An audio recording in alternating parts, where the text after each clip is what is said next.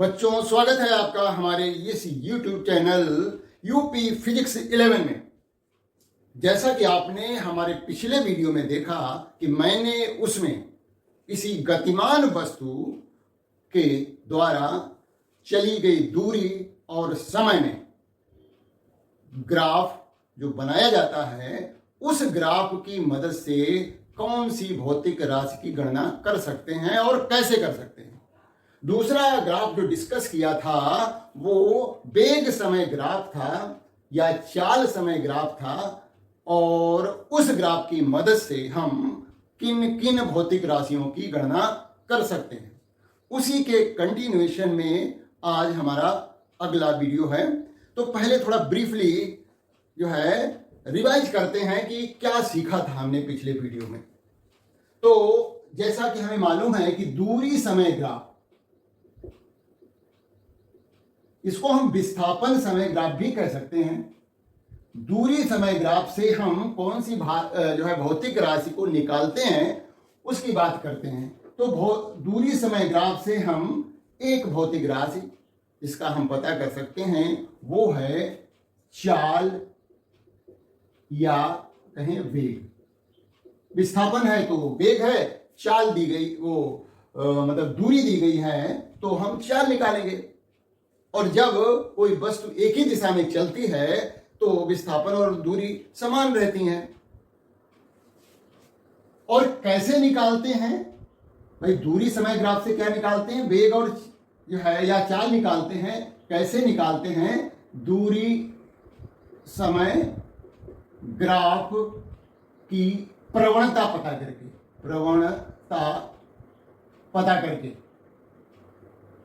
प्रवणता का मतलब होता है ढलान। अब मान लिया, देखिए ये ग्राफ दिया गया है, दूरी समय ग्राफ। ये समय है और ये दूरी है। अब मान लिया दो ग्राफ दिए गए हैं, ये एक वस्तु ए का ग्राफ दिया गया है, वस्तु बी का ग्राफ दिया गया है। इस तरह के ग्राफ दिए गए हैं। तो देखिए दोनों में ढलान है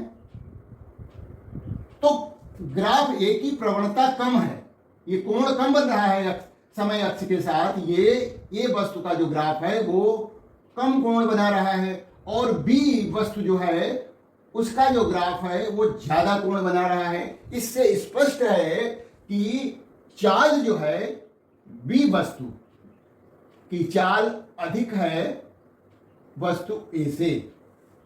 तो प्रवणता देख करके हम तुरंत बता देंगे कि कौन सी वस्तु जो है अधिक वेग या चाल से चल रही है, जिसकी प्रवणता, जिसका ढलान अधिक होगा, इसका दूरी समय ग्राफ का, वो वस्तु अधिक वेग से चल रही होगी। तो इस दूरी समय ग्राफ या विस्थापन समय ग्राफ से हम वस्तु का वेग या चाल ज्ञात करते हैं।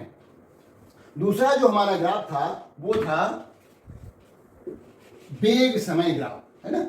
वेग समय ग्राफ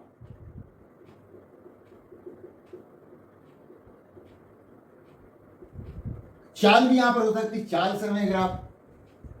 तो इसकी सहायता से हम दो भौतिक राशियों की गणना करते हैं। नंबर एक, वस्तु द्वारा चली गई दूरी या फिर कहें विस्थापन। और वो कैसे करते हैं? जो हमें ग्राफ प्राप्त हो रहा है उस ग्राफ और समय अक्ष के बीच जो क्षेत्रफल बनेगा, उस क्षेत्रफल को निकाल करके हम किसी वस्तु का विस्थापन या हम उसके द्वारा चली गई दूरी ज्ञात कर सकते हैं। और विस्थापन जो है सदिश राशि है तो उसका चिन्ह का भी ध्यान रखते हैं, और दूरी तो कुल जो है दूरी ज्ञात करते हैं, मतलब उसमें कोई चिन्ह का ध्यान नहीं रखते। अभी हम प्रश्न द्वारा समझाएंगे। तो वस्तु द्वारा चली गई दूरी कैसे ज्ञात की जाती है कि क्या वेग समय ग्राफ तथा समय अक्ष के बीच का क्षेत्रफल ज्ञात करके जैसे ये है हमारा ग्राफ कोई ऐसे, और हमें मान लिया ये कोई समय दिया गया 10 सेकेंड, और ये जो है यहाँ पर वेग जो दिया गया है वो यहाँ पर दिया गया 20 मीटर पर सेकेंड यहाँ पर, और 10 सेकेंड में हमें चली गई दूरी याद करनी है। तो ये जो त्रिभुज बन रहा है इसका क्षेत्रफल निकाल दीजिए। त्रिभुज के क्षेत्रफल का सूत्र होता है 1/2 आधार गुणा त्रिभुज की ऊंचाई, क्या कहें आधार गुणा लंबाई, 1/2 10 गुणा 20, तो ये कट गया तो 100 मीटर की दूरी आ गई, यदि ये मीटर में दिया गया है ना, समय सेकंड में दिया गया है। दूसरी भौतिक राशि जो हम इस ग्राफ से ज्ञात करते हैं वो है त्वरण। त्वरण ज्ञात करते हैं, कैसे ज्ञात करते हैं? दिए गए ग्राफ, वेग समय ग्राफ जो दिया गया है उसका ढलान या उसकी प्रवणता ज्ञात करके। त्वरण बराबर होता है वेग समय ग्राफ की प्रवणता या ढलान। अब यदि ढलान नहीं है, कोई ऐसा ग्राफ दिया गया है जो समय अक्ष के समानांतर है, तो ढलान वहां शून्य हो गया, तो इसका मतलब त्वरण भी शून्य हो गया। अच्छा, अब यहां पर भी हम देख लेंगे कि जिसका ढलान, कोई दो ग्राफ दिए गए हैं, जिसका ढलान अधिक होगा उसमें त्वरण अधिक होगा, क्योंकि ढलान से ही त्वरण पता लग रहा है। यहां पर ये वेग समय ग्राफ है, यहां पर इधर वेग रखा है, यहां समय लिया हुआ है। अब ये कोई ग्राफ दिया गया है ऐसे, तो इसका ढलान पता कर लीजिए, है ना। ये ढलान हो गया थीटा, ये ए बी और मान लीजिए ओ बिंदु है, तो इसका ढलान क्या हो जाएगा? ए बी बटे ओ बी, यानी त्वरण जो हो जाएगा वो हो जाएगा ए बी बटे ओ बी। देखा जाए ए बी क्या है? वेग ही तो है ए बी। वेग में जो परिवर्तन हुआ, ए बी क्या है? वेग में परिवर्तन, और ओ बी समयांतराल है। तो इस तरह से ये त्वरण क्या होता है? वेग में परिवर्तन बटे समय, यानी वेग परिवर्तन की दर को ही त्वरण कहते हैं। तो इस तरह से दो भौतिक राशियों की गणना हम वेग समय ग्राफ से करते हैं। अब ग्राफ को देख करके आप पहले से ही पता लगा सकते हैं कि वस्तु में त्वरण है या नहीं है। जैसे मान लिया ग्राफ इस तरह का आता है, वेग समय ग्राफ ऐसा दिया गया है, तो इस समय इधर है, वेग यहां पर है, और देखा जाए वेग एक सीधी रेखा है जो कि समय अक्ष के समानांतर है, यानी समय तो बदल रहा है लेकिन वेग बदल ही नहीं रहा है। तो वेग जब नहीं बदलता है तो इसका मतलब वेग परिवर्तन की दर शून्य होती है, यानी वस्तु में त्वरण शून्य होता है। और मैंने बताया था कि ये प्रवणता जो है धनात्मक या ऋणात्मक दोनों तरह की हो सकती है। यहां पर देखिए दूसरा, ये तो ग्राफ क्या प्रदर्शित कर रहा है? इस ग्राफ की जो प्रवणता यानी ढलान है वो धनात्मक है। यहां पर धनात्मक त्वरण प्रदर्शित किया गया है, क्योंकि ये ग्राफ एक्स अक्ष के साथ जो कोण बना रहा है वो न्यून कोण है, अर्थात इस में वस्तु का वेग धनात्मक है, यानी वस्तु का वेग लगातार एक निश्चित दर से बढ़ रहा है। दर भी निश्चित है क्योंकि ढलान पूरे ग्राफ का ढलान एक है, तो एक निश्चित दर से वेग लगातार बढ़ता चला जा रहा है। अच्छा, यदि वेग घटने लगे तो हमें ग्राफ कैसे मिलेगा? ऐसा, इस ग्राफ, ये तो ग्राफ ए हो गया, ये ग्राफ हो गया बी। यहां पर इसका ढलान ऋणात्मक है, प्रवणता ऋणात्मक है इस ग्राफ बी की। कैसे पता करते हैं? इसको देखते हैं कि एक्स अक्ष के साथ कोण जो बन रहा है ये यहां पर अधिक कोण है, 90 डिग्री से बड़ा है। तो यदि ये ऐसा ग्राफ है, ऐसा ढलान है ग्राफ में, यानी कोण जो है उसका एक्स अक्ष के साथ, समय अक्ष के साथ जो बन रहा है वो अधिक कोण है, 90 से बड़ा है, तो ढलान जो माना जाता है वो ऋणात्मक होता है। और ऋणात्मक त्वरण को हम क्या कहते हैं? मंदन कहते हैं, यानी वस्तु का वेग लगातार घटता चला जा रहा है। और क्योंकि ग्राफ का ढलान एक जैसा है, इसका मतलब हुआ कि मंदन जो है समान है, यानी वेग जो घट रहा है वो समान दर से घट रहा है।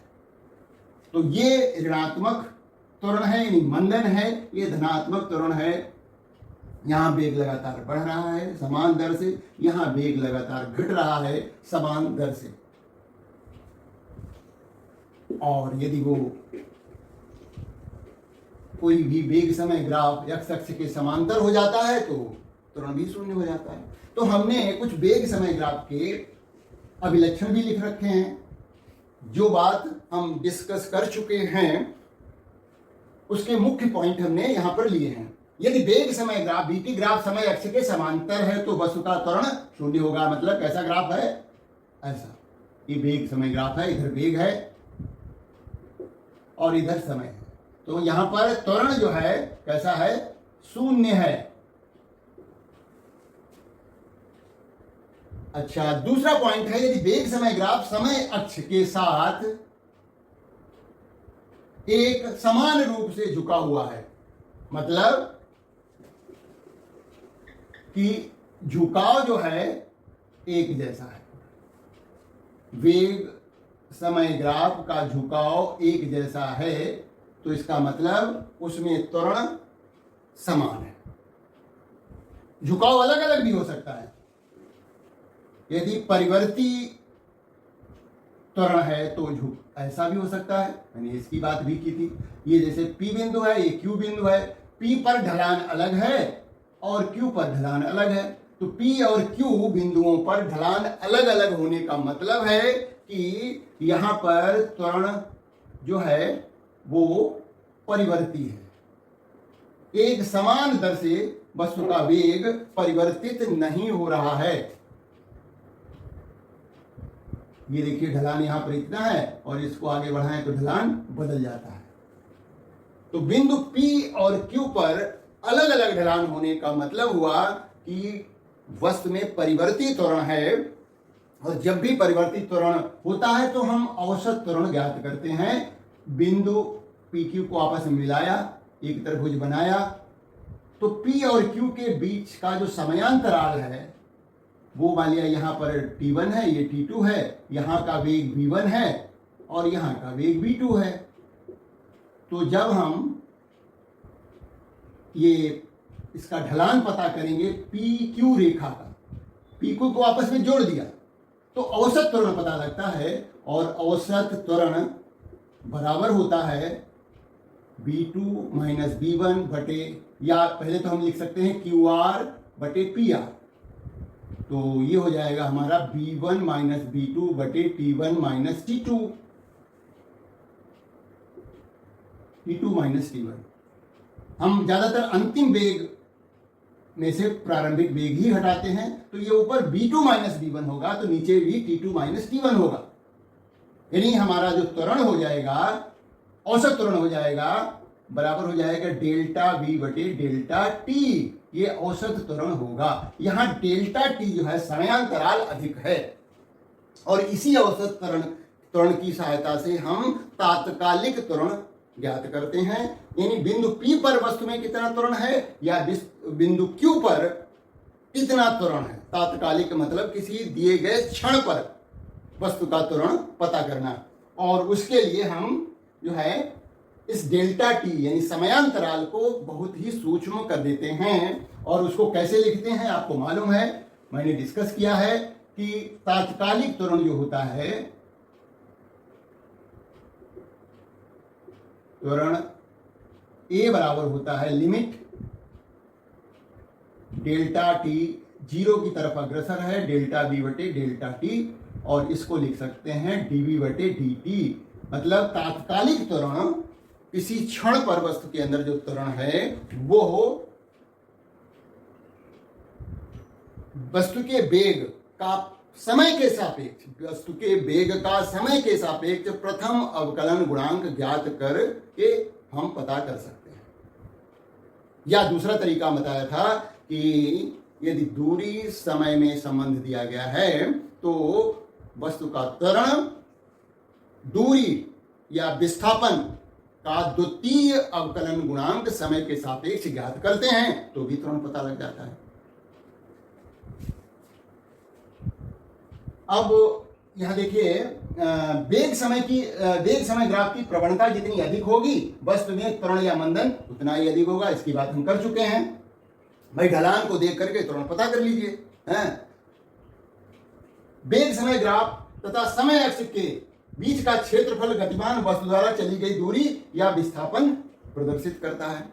तो इस तरह से वस्तु द्वारा चली गई दूरी या विस्थापन ज्ञात करते हैं, उसकी बात हमने कर ली है। तो ये बात मुख्य पॉइंट थे वेग समय ग्राफ के। आप पिछला वीडियो देखिए, और यदि ये अवकलन गुणांक जो ज्ञात करते हैं, यदि इसके बारे में आपको जानकारी लेनी है तो हमारे पिछले वीडियो देखिए जिसमें हमने अवकलन और समाकलन को डिस्कस किया है। अब हम एक और ग्राफ लेते हैं। देखिए, ये जब कुछ लिखने को नहीं आता, मैं फिर बता रहा हूं, ये बात इसका प्रयोग आता है या इस पर छोटे छोटे प्रश्न कोई बीच से पूछ सकते हैं। पूरा ये ऐसा कुछ लिखने को नहीं आएगा, इतने पॉइंट ना समझिए इसलिए, और उसके बीच का कोई भी बात पूछी जा सकती है। एक होता है त्वरण समय ग्राफ। तो यहां पर जैसे कि अन्य ग्राफों में सामान्य रूप से हम समय को जो है एक्स अक्ष पर प्रदर्शित करते हैं और जो दूसरी राशि है उसको वाई अक्ष पर प्रदर्शित करते हैं। तो यहां भी हम सामान्यतया क्या करेंगे, समय को एक्स अक्ष पर लेंगे और त्वरण को वाई अक्ष पर ले लेंगे। तो ग्राफ किस तरह से प्राप्त होगा उसको देखेंगे। और मुख्य बात क्या है कि इस ग्राफ से, त्वरण समय ग्राफ से हम क्या निकालेंगे, त्वरण समय ग्राफ से दिए गए समयांतराल के बीच वस्तु के वेग में कितना परिवर्तन हुआ ये पता करते हैं। केवल एक बात यहां पर इस ग्राफ की सहायता से पता करेंगे, वो होगी दिए गए समयांतराल में वस्तु के वेग में कितना परिवर्तन हुआ ये पता करेंगे। तो और जैसे यहां लिखा भी हुआ है, इस ग्राफ की सहायता से दिए गए समय अंतराल में वस्तु के वेग में हुए परिवर्तन की गणना करते हैं। वेग परिवर्तन बराबर होता है त्वरण समय ग्राफ, क्या है, जैसे ये है हमारा समय और यहां पर हमने लिख रखा है त्वरण। ग्राफ मान लिया ऐसे प्राप्त हुआ, दिया गया समयांतराल मान लिया t1 है और ये t2 है, वेग तो यहीं पर है, सॉरी त्वरण है, यहां पर हमने त्वरण लिया है भाई, ठीक है ना। तो वेग में t1 t2 समयांतराल यानी t2 माइनस t1 समयांतराल में वस्तु के वेग में कितना परिवर्तन हुआ ये ज्ञात करने के लिए यहां पर बताया गया है क्या, त्वरण समय ग्राफ तथा समय अक्ष। ये त्वरण समय ग्राफ है, समय अक्ष ये है, इससे घिरा हुआ क्षेत्रफल। अब हमें समयांतराल दिया गया है कि इस समय से इस समय के बीच वस्तु के वेग में कितना परिवर्तन हुआ ये पता करिए। तो हम पता कर लेंगे क्योंकि हमें मालूम है कि त्वरण बराबर होता है वेग परिवर्तन बटे समय। तो त्वरण a बराबर होगा डेल्टा v, वेग परिवर्तन को लिखते हैं v2 माइनस v1, और समय डेल्टा t हो गया। डेल्टा t का मतलब ये यहां देखिए, डेल्टा v का मतलब होता है v2 माइनस v1 और डेल्टा t का मतलब होता है t2 माइनस t1, अभी बात कर चुके हैं, है ना। तो a बराबर हो गया डेल्टा v बटे डेल्टा t। तो डेल्टा v यानी वेग में परिवर्तन बराबर होता है a into delta t। a तो कितना है, ये a है, और delta t t2 minus t1 इसकी लंबाई, तो इसका क्षेत्रफल ही तो हुआ। ये क्या हुआ, a क्या हो गई, ये मान लिया ऊंचाई हो गई या चौड़ाई हो गई, a क्या हो गई, चौड़ाई हो गई, डेल्टा t क्या हो गई, लंबाई। तो लंबाई गुणा चौड़ाई, लंबाई गुणा चौड़ाई। तो ये जो है a जो है मान लिया चौड़ाई है और ये लंबाई है, तो उससे कोई फर्क नहीं पड़ता है, जो चित्र बना हुआ है उसके हिसाब से हम देखेंगे कि कौन सा फिगर बन रहा है हर एक ग्राफ में, उसके हिसाब से क्षेत्रफल निकालने का सूत्र हमेशा लगाते हैं। क्योंकि यहां पर देखिए त्वरण एक समान है, ठीक है, समान त्वरण है, तो जो ग्राफ होगा त्वरण समय वो x अक्ष के या कहें समय अक्ष के समांतर ही होगा। इसके अलावा देखिए त्वरण समय ग्राफ एक नियत वेग से गतिमान वस्तु में त्वरण शून्य होता है, मालूम ही है, यानी वेग परिवर्तन नहीं हो रहा है, तो उस वस्तु का त्वरण समय ग्राफ एक्स अक्ष के अनुदिश होगा। ये जो पॉइंट 1 लिखा हुआ है इसका ग्राफ देख लीजिए, ये हमारा त्वरण है और ये समय है। अब वेग जो है, नियत वेग से वस्तु चल रही है तो वेग में परिवर्तन नहीं हो रहा है, तो इसका मतलब उसका ग्राफ एक्स अक्ष के अनुदिश या कहें समय अक्ष के अनुदिश, ऐसे इसी को हम डार्क कर देते हैं। लीजिए ये ग्राफ जो है प्राप्त हुआ है कब, पहले पॉइंट के हिसाब से उस वस्तु का त्वरण समय ग्राफ एक्स अक्ष के अनुदिश होगा, ये हो गया। दूसरा जो बात कही गई, एक नियत त्वरण से गतिमान वस्तु का त्वरण समय ग्राफ एक्स अक्ष के या समय अक्ष के समांतर होता है। दूसरा पॉइंट इस तरह से होगा, ऐसा वाला है ना, ये समय है, ये त्वरण है। इधर यहां पर त्वरण एक समान है, समय बदलता जा रहा है लेकिन त्वरण बदल नहीं रहा, परिवर्ती त्वरण का केस नहीं है, समान त्वरण का केस है। तो ये जो है, इस त्वरण समय ग्राफ से हम क्या ज्ञात कर सकते हैं, वेग परिवर्तन, दिए गए समयांतराल में वस्तु के वेग में कितना परिवर्तन हुआ, ये आसानी से पता कर लेते हैं। अब हम कुछ प्रश्न डिस्कस करेंगे और उनको सीखने से आपका नॉलेज बढ़ेगा, समझ और अच्छी होगी। कैसे? क्योंकि हमने जो सीखा, जो अभी समझा कल से आज तक, है ना, तो उसका अप्लाई करना, उसको एप्लीकेशन में लाना हमें सीखना है। वो हमें आंकिक प्रश्न न्यूमेरिकल लगाकर ही सीख पाएंगे। तो पहली बात करते हैं कि एक प्रश्न एक है, किसी साइकिल सवार का दूरी समय ग्राफ दिया गया है। दूरी समय ग्राफ दिया गया है। अब हमें क्या ज्ञात करना, ज्ञात करो उसका सवार का जो है महत्तम वेग ज्ञात करना है। महत्तम वेग या कहें चाल ज्ञात करनी है, क्योंकि ये हमारा कौन सा ग्राफ है, दूरी समय, और दूरी समय से हम महत्तम चाल या महत्तम वेग ज्ञात करते हैं। सवार का महत्तम चाल ज्ञात करनी है और दूसरा क्या ज्ञात करनी है कि संपूर्ण यात्रा में की औसत चाल क्या है, औसत चाल क्या है। देखिए ग्राफ देख लीजिए, इस तरह का ग्राफ दिया गया है।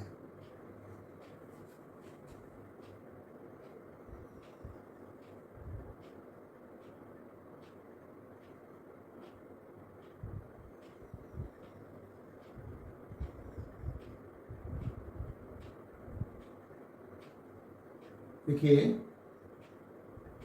यहां पर लिखा हुआ 10, 20, ये किलोमीटर प्रति घंटा के हिसाब से है, किलोमीटर प्रति घंटा। तो ये किलोमीटर में दी गई है, हम यहाँ पर उसका वेग किलोमीटर प्रति घंटा में निकालेंगे। ये दूरी जो है किलोमीटर में दी गई है और यहाँ पर समय घंटे में दिया गया है, ठीक है। तो ये जो है हमारा समय यहाँ पर दिया गया है 1, 0, 1, 2, और इसको हम थोड़ा चेंज कर लेते हैं, 3 हो गया,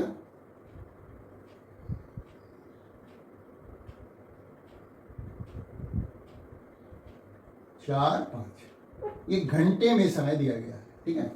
हमें ज्ञात करना है कि महत्तम वेग ज्ञात करना है या कहें महत्तम चाल ज्ञात करनी सवार की। तो हम देख सकते हैं कि देखिए यहाँ पर जो इस दूरी समय ग्राफ का ढलान है वो अधिक दिखाई दे रहा है, इधर ढलान कम है। हम दूरी आगे की भी लिख देते हैं, इसको हम यहाँ पर दूरी मान लिया 30 है और ये दूरी जो है यहाँ पर 35 है, ये ऊपर 40 है ना, तो इसको हम 35 बता रहे हैं, ठीक है। ये वैसे ग्राफ जो दिया गया रहता है उसमें स्पष्ट होता है कि दूरी कितनी है ना, तो उससे हम आसानी से पता कर लेते हैं, ऐसी कोई दिक्कत नहीं होती ग्राफ में। हाँ, तो हमें महत्तम चाल पता करनी है, तो इसका ढलान देख लो, इसका ढलान ज़्यादा है, इसका ढलान कम है, और ये क्या प्रदर्शित कर रहा है, देखिए हम यहाँ पर नाम लिख दे रहे हैं, ओ से ए, बी और सी।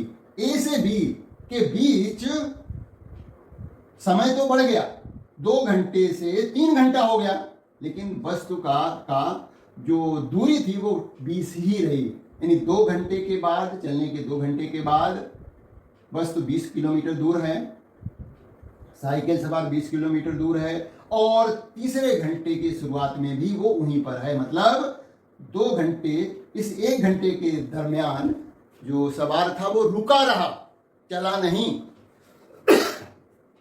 तो इस तरह से इसका ढलान अधिक है, तो हम महत्तम वेग निकालते हैं, ढलान से निकालते हैं। तो ढलान क्या होता है, लंब बटे आधार। ये कितना है, 20 बटे, और आधार कितना है, 2। तो 10 किलोमीटर प्रति घंटा की चाल से वो चल रहा है। महत्तम वेग उसका इतना है। ए से बी के बीच रुका रहा। हम निकालना चाहें तो बी से सी के बीच, यानी सी बिंदु के संगत जो दूरी है वो 35 किलोमीटर है। तो हम बी से सी तक का ढलान भी निकाल सकते हैं, उसका वेग, उसका चाल भी निकल जाएगी। लेकिन हमें क्या निकालना है, संपूर्ण यात्रा की औसत चाल।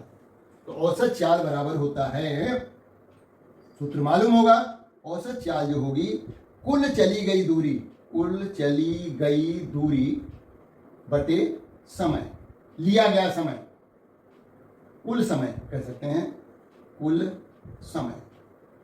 अब कुल समय देखिए 5 घंटा है, 5 घंटे में उसने 35 किलोमीटर की दूरी चली है। तो कुल चली गई दूरी 35 है, समय जो लिया गया है वो 5 घंटे का है। तो इस तरह से 7 किलोमीटर प्रति घंटा की चाल से वो चल रहा है। ये उसकी औसत चाल आई, यानी पूरी चली गई दूरी 35 किलोमीटर है, कुल लगे समय से भाग दे दिया। अब बीच में वो बैठा रहा, रुका रहा, वो सारा समय इसी में काउंट होगा, क्योंकि हमें तो औसत चाल निकालनी है। जहां उसको पहुंचना था 35 किलोमीटर दूरी पर, उसको कितना घंटे समय लगा, 5 घंटे का।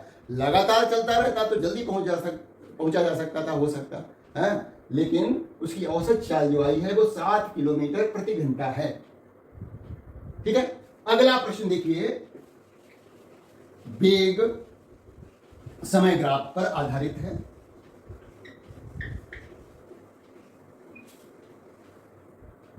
दूसरा प्रश्न है, किसी वस्तु का वेग समय ग्राफ दिया है, ज्ञात करो। क्या ज्ञात करनी है कि नंबर 1, वस्तु में त्वरण क्या है। दूसरा, वस्तु द्वारा 4 सेकंड में चली दूरी। ग्राफ देखिए, ये दिया हुआ है, मैं बना देता हूं। यहां पर हमने वेग लिख रखा है और यहां पर समय। ग्राफ कुछ इस तरह से है।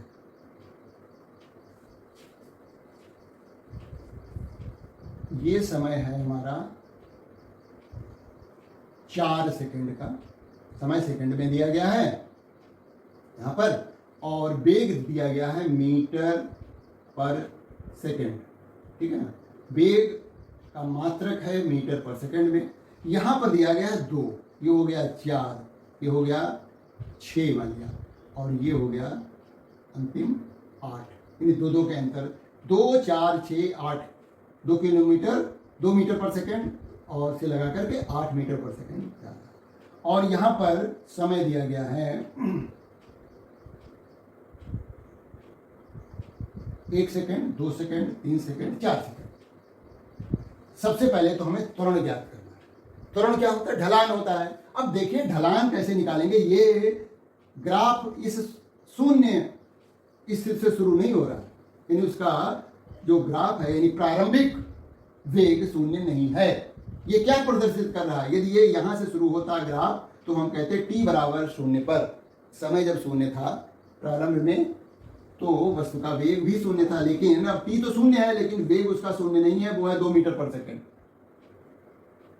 तो यहां से हमें क्या करना पड़ेगा? एक समय अक्ष के समांतर रेखा खींचनी पड़ेगी, त्रिभुज बनाना पड़ेगा। ये कोण हमें पता करना, ढलान पता करने के लिए हमने क्या किया, इस तरह से 2 मीटर पर सेकंड जहां वेग दिया गया था प्रारंभिक वेग, उससे गुजरती हुई समय अक्ष के समांतर एक रेखा खींच दी। अब हमें देखिए इसका नाम दे देते हैं ए, बी और सी लिख देते हैं। तो त्वरण बराबर हो जाएगा वेग परिवर्तन बटे समय होता है, या कहें इस ग्राफ का ढलान, ग्राफ की प्रवणता।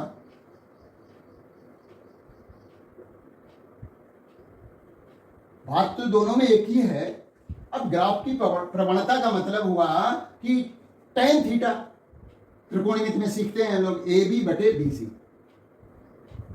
प्रवणता क्या है? ए बी बटे बी सी। और ए बी क्या है? वेग में परिवर्तन ही तो है। देखिए बी के संगत वेग है 2 और ए के संगत वेग है 8, तो 8 माइनस 2 ये क्या हो गया? ए बी हो गया। 8 में से 2 को घटा दिया, क्योंकि यहां से यहां तक 8 है, यहां से यहां तक 2 है, तो वेग में परिवर्तन क्या हुआ? 8 माइनस 2 बटे समय। समय कितना लग रहा है? देखिए समय तो ये 0 लिखा है, ये 4 लिखा हुआ है, समय तो 4 सेकंड का लगा। ये 4 माइनस 0, तो इस तरह से 6 बटे 4, इसको काट लीजिए तो ये आ गया 1.5 मीटर पर सेकंड वर्ग का त्वरण है। तो दिए गए ग्राफ का ढलान ज्ञात करके हमने त्वरण पता कर लिया। दूसरी चीज जो हमें निकालनी है वो है 4 सेकंड में बस द्वारा चली गई दूरी। अब 4 सेकंड में वस्तु कितनी दूरी चलती है, इसको भी हम इस ग्राफ की सहायता से निकाल सकते हैं। और वो क्या है?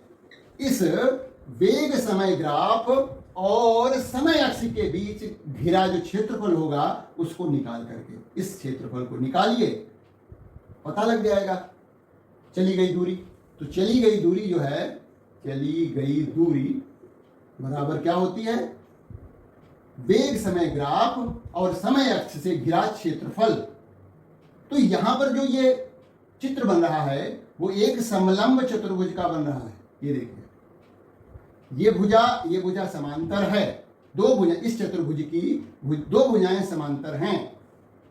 नाम लिख दीजिए, नया नाम दे देते हैं पी क्यू, और इसको ओ मान लेते हैं और यहां पर लिख देते हैं आर। तो चली गई दूरी बराबर होगा पी क्यू ओ आर का क्षेत्रफल। ये यहां पर हमने आर लिख रखा है।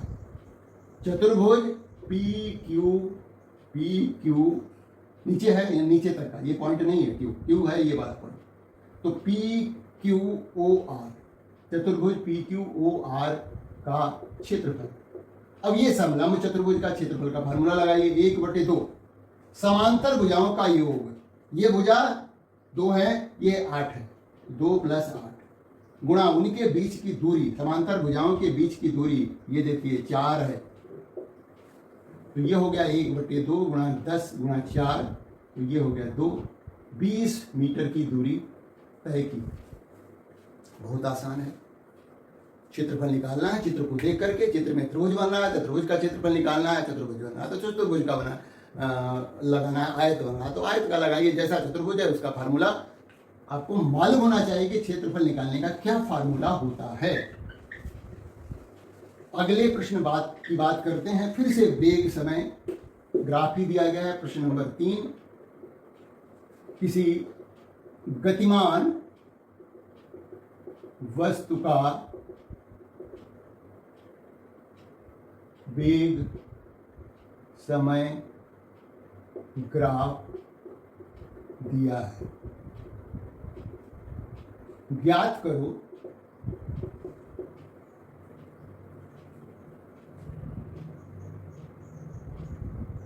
नंबर 1 त्वरण ज्ञात करना है। वो भी हमें धनात्मक त्वरण ज्ञात करना। हम बता दे रहे हैं, वैसे तो त्वरण ही बताया गया है, धनात्मक समय। नंबर 2 जो है, हमें चली गई दूरी ज्ञात करनी है, दूरी ज्ञात करनी है, चली गई कुल दूरी ज्ञात करनी है। ठीक है, चली गई कुल दूरी। और तीसरा हमें कुल विस्थापन पता करना है। देखिए यहां से हमें पता लगेगा कि किस तरह से विस्थापन और दूरी अलग अलग भी होती हैं। ग्राफ से पहले समझिए, ये ग्राफ दिया गया है।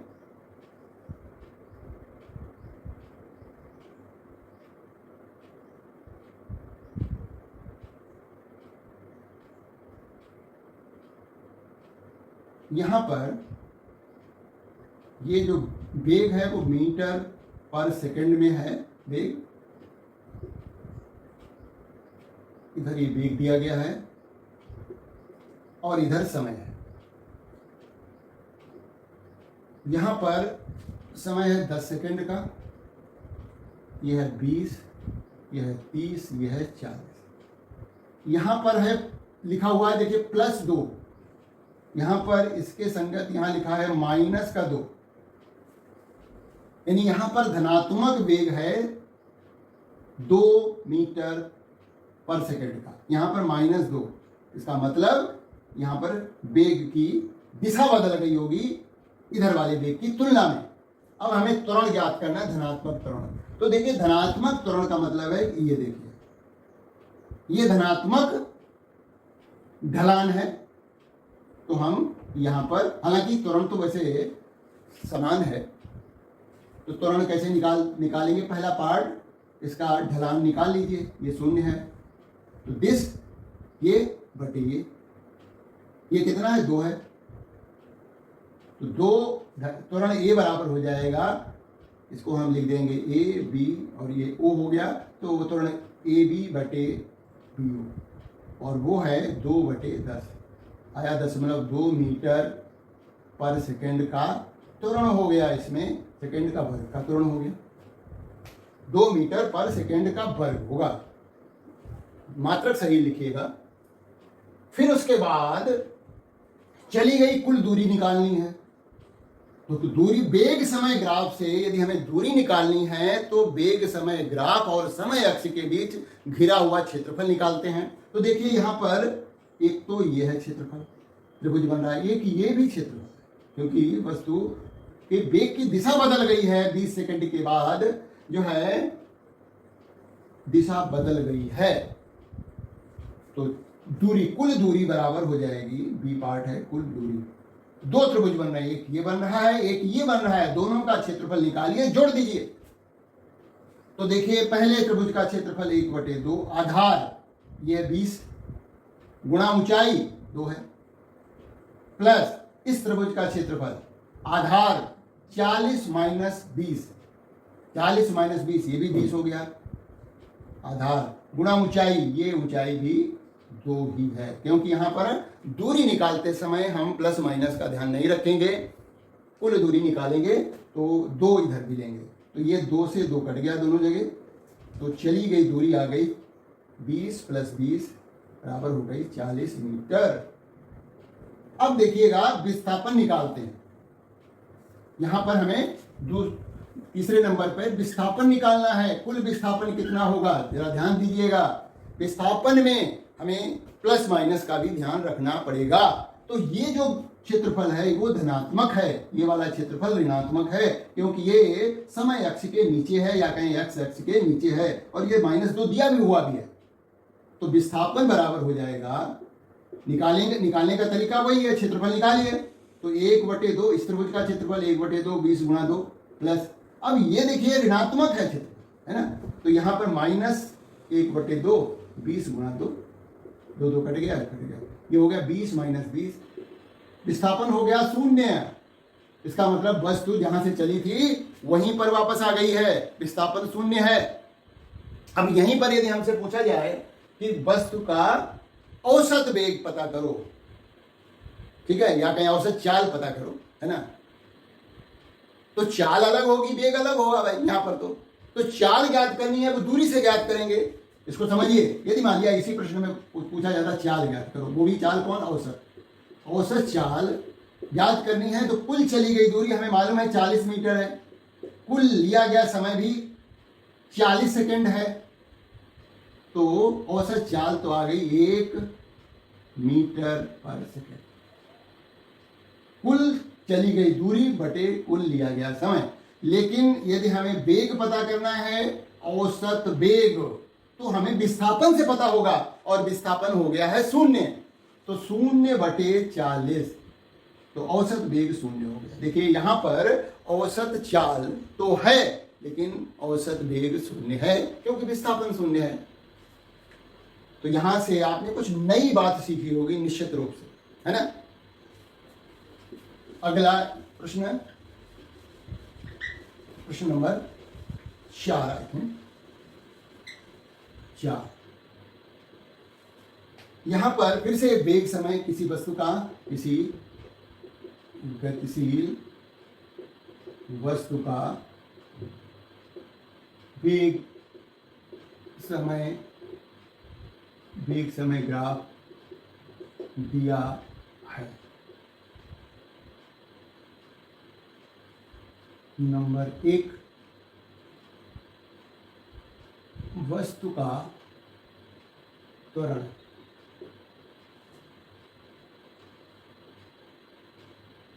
ज्ञात करो। कब? 0 से 2 सेकंड के बीच की दूरी, 2 सेकंड के मध्य, सेकंड है 2 से 3 सेकंड के मध्य, और फिर हमें पता करना है दूसरा 2 सेकंड में चली गई दूरी, 2 सेकंड में चली दूरी। ग्राफ कुछ इस तरह से दिया हुआ है।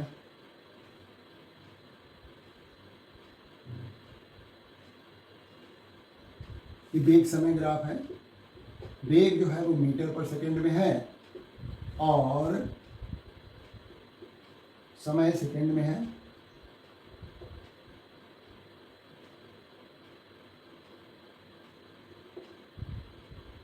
ये 2 है, ये 1 है, यहाँ पर 10 है, ये 20 है, और ये जो है 30 है, ये 40 है। तो हमें इस ग्राफ की सहायता से क्या क्या निकालना है? 0 से 2 सेकंड के मध्य त्वरण निकालना है। 0 से 2 सेकंड, और ये आगे के भी समय लिख देते हैं। ये मान लिया हमारा, अच्छा यहाँ पर हम 3 लिखते हैं, 4 लिखते हैं, तो 2 से 4 सेकंड, और ये आगे का ये हमारा 5 है, ये 6, ठीक है। हमें पहले तो 0 से 2 सेकंड के बीच का त्वरण पता करना है। नंबर 1, देखिए ये धनात्मक त्वरण है ना।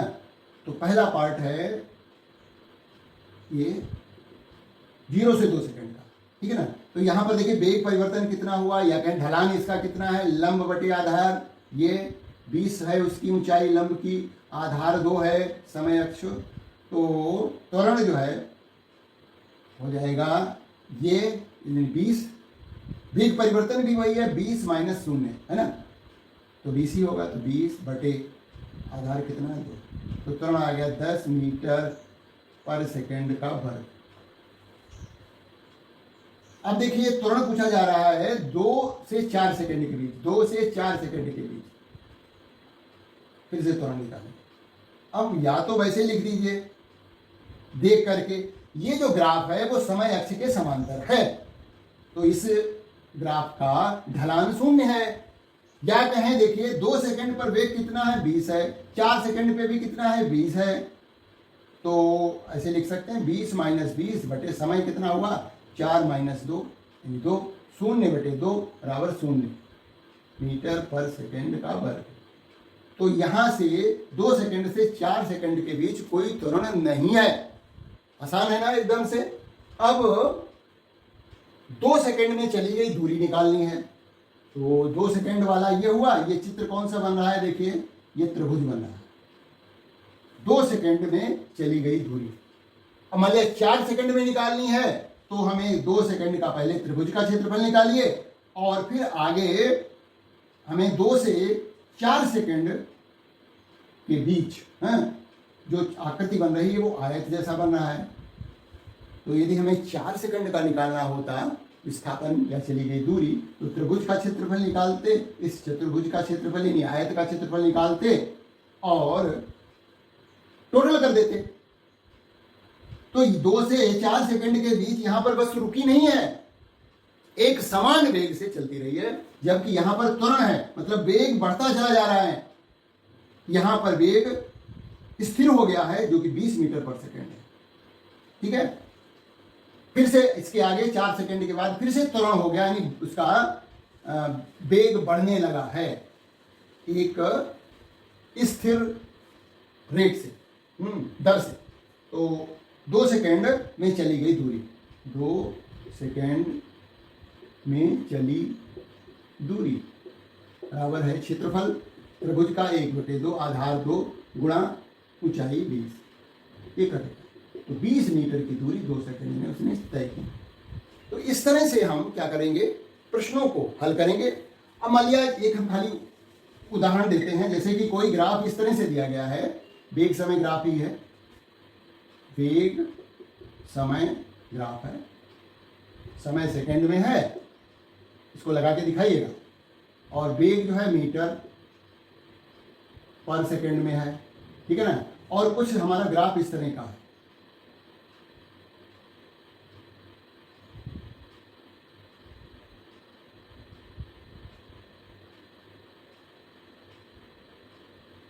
ये है, यहां पर वेग दिया गया है, ये मान लिया 10 है, ये 20 है, ये समय 5 second, 10 second, 15 second, 20 second, 25 second. ये देखिए समय नोट, प्रश्न को नोट करिए और लगा के दिखाइएगा हल करके। यहां पर -10 है, ये इसके संगत जो वो दिया गया है वेग वो है -10। ठीक है,